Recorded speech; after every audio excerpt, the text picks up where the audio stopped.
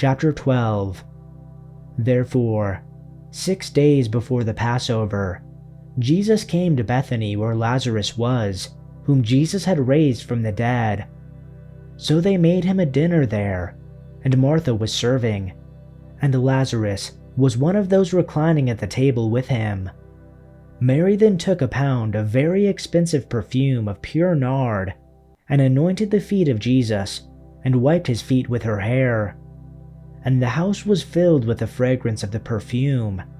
But Judas Iscariot, one of his disciples, the one who intended to betray him, said, "Why was this perfume not sold for 300 denarii, and the proceeds given to poor people?" Now he said this, not because he cared about the poor, but because he was a thief, and as he kept the money box, he used to steal from what was put into it. Therefore Jesus said, "Leave her alone, so that she may keep it for the day of my burial. For you always have the poor with you, but you do not always have me." The large crowd of the Jews then learned that he was there, and they came, not on account of Jesus only, but so that they might also see Lazarus, whom he raised from the dead. But the chief priests planned to put Lazarus to death also, because on account of him, many of the Jews were going away and were believing in Jesus. On the next day, when the large crowd that had come to the feast heard that Jesus was coming to Jerusalem, they took the branches of the palm trees and went out to meet him, and began shouting, "Hosanna! Blessed is he who comes in the name of the Lord, indeed, the King of Israel." Jesus, finding a young donkey, sat on it, as it is written, "Do not fear, daughter of Zion. Behold, your king is coming, seated on a donkey's colt."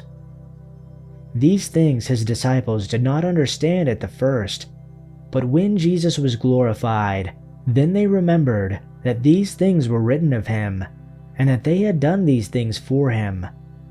So the people who were with him when he called Lazarus out of the tomb and raised him from the dead continued to testify about him.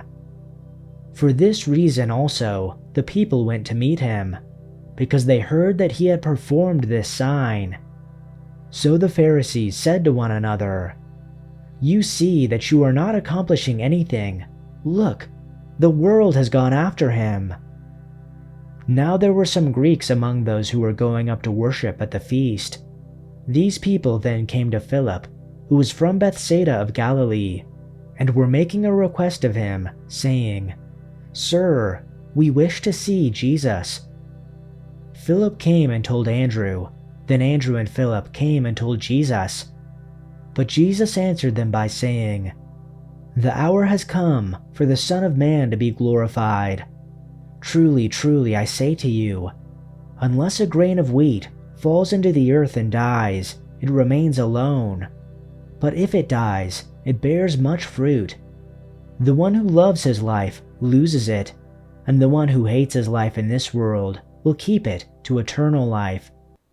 If anyone serves me, he must follow me, and where I am, there my servant will be also. If anyone serves me, the Father will honor him. Now my soul has become troubled, and what am I to say? Father, save me from this hour? But for this purpose I came to this hour. Father, glorify your name." Then a voice came out of heaven, "I have both glorified it, and will glorify it again." So the crowd who stood by and heard it were saying that it had thundered. Others were saying, "An angel has spoken to him." Jesus responded and said, "This voice has not come for my sake, but for yours. Now judgment is upon this world. Now the ruler of this world will be cast out.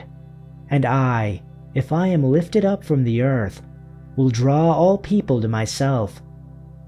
Now he was saying this to indicate what kind of death he was going to die. The crowd then answered him, "We have heard from the law that the Christ is to remain forever.